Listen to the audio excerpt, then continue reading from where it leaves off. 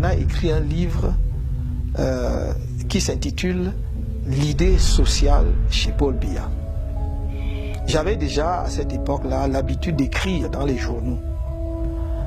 Et je pense qu'il avait sans doute lu quelques papiers de moi qu'il avait probablement apprécié, sinon sur le fond, au moins sur la forme. Donc je me retrouve à la chancellerie de l'université de Yaoundé, qui était encore la seule université du pays. Et il m'interpelle et il me dit, mais est-ce que, on se croise, donc il me dit, est-ce que vous pouvez rendre compte de mon ouvrage, l'idée sociale chez Paul Biya? J'ai dit volontiers. Peut-être croyait-il que j'étais journaliste d'ailleurs. Et j'accepte de le faire et je lui dis à condition que j'ai la liberté de dire vraiment ce que j'en pense. Il dit, pas de problème. Je vais lire l'ouvrage et plus je lis, plus je suis abasourdi. Non seulement l'ouvrage vantait les mérites de l'action sociale, ou plutôt de l'idée sociale du président de la République avant la moindre réalisation. Mais l'ouvrage avait un passage qui m'a fait froid dans le dos, où il disait, je cite de mémoire, « Préserver les appareils répressifs de l'ancien régime pour les retourner contre tous ceux que l'on soupçonne d'être contre le renouveau. » Et là, lisant cela, d'un enseignant d'université, philosophe de surcroît, j'étais catastrophé parce que je suis d'une génération qui, alors que nous étions étudiants, suivions les crimes de Pol Pot au Cambodge. Les Khmers rouges ont tué plus de 3 millions de Cambodgiens parce qu'on les soupçonnait d'être contre le communisme. On les soupçonnait d'activités anticommunistes. Et voir que, après l'avènement du nouveau président de la République, seulement 2 ou 3 ans après, un universitaire camerounais défend une telle idée, me paraissait quelque chose non seulement d'inimaginable, mais d'insupportable. Donc je fais mon compte rendu qui est publié en plusieurs temps dans le journal Le Messager. Dès cette époque, nous étions de ceux qui pensaient qu'il fallait tirer vers l'avant le train de la démocratie. Et quand je lis dans l'ouvrage d'un enseignant d'université qu'il faut préserver justement les appareils répressifs pour les retourner contre ce que l'on soupçonne d'être contre le renouveau, je dis c'est là on est en train d'emprunter la mauvaise pente. Et donc quand mon commentaire de son ouvrage, pareil, il n'est pas du tout content.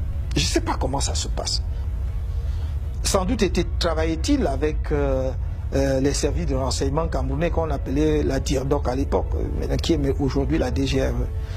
Je suis dans la résidence, la maison que je partageais avec certains de mes copains. À l'époque, nous étions encore célibataires, donc on avait un immeuble à la SIC qu'un de mes amis qui était assureur aussi louait et qu'on partageait. Il y avait plusieurs chambres. Je suis donc dans cette maison un vendredi soir quand un agent de l'IRIC, puisque j'enseignais à l'Institut des Relations Internationales du Cameroun, arrive accompagné de 2 personnes. Et ces personnes s'introduisent, enfin on les introduit dans la maison et ces personnes se présentent de façon très courtoise, très polie. Ils me disent, le grand patron veut vous voir. Ah. Moi je dis, le chancelier, parce que pour moi le grand patron, pour moi, ne pouvait être que le chancelier parce que mon patron, c'était le directeur de l'IRIC et au-dessus de lui, il y avait le chancelier, donc je ne pouvais pas voir plus loin. Il me dit non, non, non, le président de la République.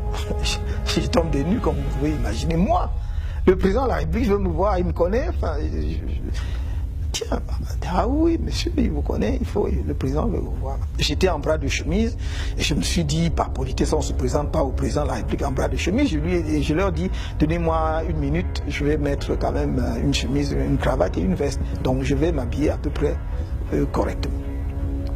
Ils me prennent et je me rends compte que au lieu de se diriger vers le palais, on se dirige vers le lac. Et je leur dis, mais enfin, où est-ce qu'on va exactement? Et là, la politesse, la courtoisie dont il faisait preuve jusque-là disparaît. Et ils deviennent menaçants, presque insultants. Ah oui, monsieur, pour qui vous prenez-vous? Voilà, hein, vous écrivez des choses et vous insultez le président de la République et tout. Donc il m'amène à ce qui est aujourd'hui la DGRE, parce que je crois que ça devait être à l'époque le DIRDOC, comme on l'appelait. Donc enfin, je vous passe les détails parce que c'était long quand même, on m'a interrogé très longuement. Et à la fin, on me dit, attendez, donc on me fait attendre à côté, et quelqu'un me reprend dans la voiture, et on m'amène donc à la BMM. Quand j'arrive, le commissaire m'accueille, il m'interroge. Il dit, comme ça, vous passez votre temps à écrire, hein, à écrire et à tenir des propos injurieux à l'endroit du chef de l'État. J'ai dit, mais où est-ce que j'ai tenu des propos à l'endroit injurieux à la place du chef, à l'endroit du chef de l'État? Simplement parce que j'ai dit que non, on ne peut pas exalter la politique sociale du président de la République puisqu'il ne l'a pas encore mise en œuvre. Attendons qu'il ait mis en œuvre, on va faire le bilan et on va exalter. Mais pour l'instant, je ne vois pas. Il a développé peut-être des idées qui deviendront des réalisations. Pour l'instant, il n'a pas encore mis en œuvre et on a trouvé que j'avais injurié le chef de l'État. Enfin, il y avait d'autres choses. Et il m'ordonne avec autorité, déshabillez-vous. Et donc, j'étais complètement nu. J'avais gardé quand même mon sous-vêtement, enfin je vais dire mon slip pour parler très simplement que tout le monde puisse comprendre ce que je veux dire. Donc on m'a permis de garder cela. On m'amène dans ma cellule et c'était une cellule cimentée, mais on avait versé de l'eau sur le sol. Et on m'a demandé de me coucher là, c'était ma cellule. Donc je vais passer vendredi, samedi, dimanche là-bas. En fait, ce qui me fait sortir finalement, c'est que enseignant à l'IRIC, j'ai dirigé beaucoup d'étudiants, parmi lesquels des étudiants étrangers. Et parmi mes étudiants, il y avait des étudiants béninois, entre autres. Et le lundi suivant mon qui suivait mon arrestation, c'est-à-dire j'étais arrêté un vendredi, alors que le lundi, on devait commencer dans la session de soutenance des mémoires.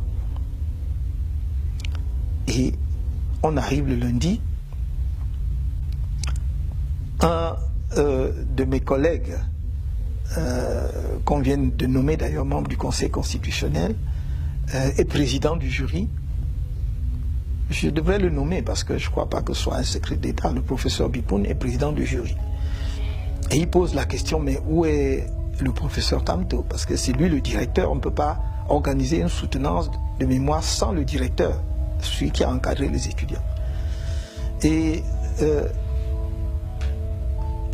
évidemment, les gens lui disent non, non, on peut le remplacer et tout, parce qu'il n'était pas question qu'on insiste outre mesure sur mon cas. Et personne ne savait où j'étais, à part l'agent de l'université qui avait amené, l'agent de l'IRI qui avait amené ces gens-là chez moi, qui savaient que finalement on m'avait amené à la DIRDOC.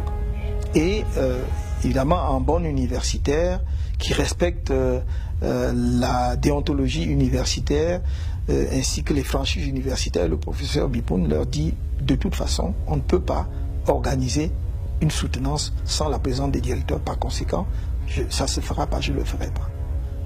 Et donc, et je dois lui rendre justice et hommage de cela. Et donc, les soutenances n'ont pas eu lieu. À partir de là, les étudiants béninois qui devaient soutenir, parce qu'après ils devaient rentrer chez eux, vont se plaindre à leur ambassade en mission diplomatique. Donc l'affaire commence donc à faire grand bruit, à gagner les missions diplomatiques et remonte.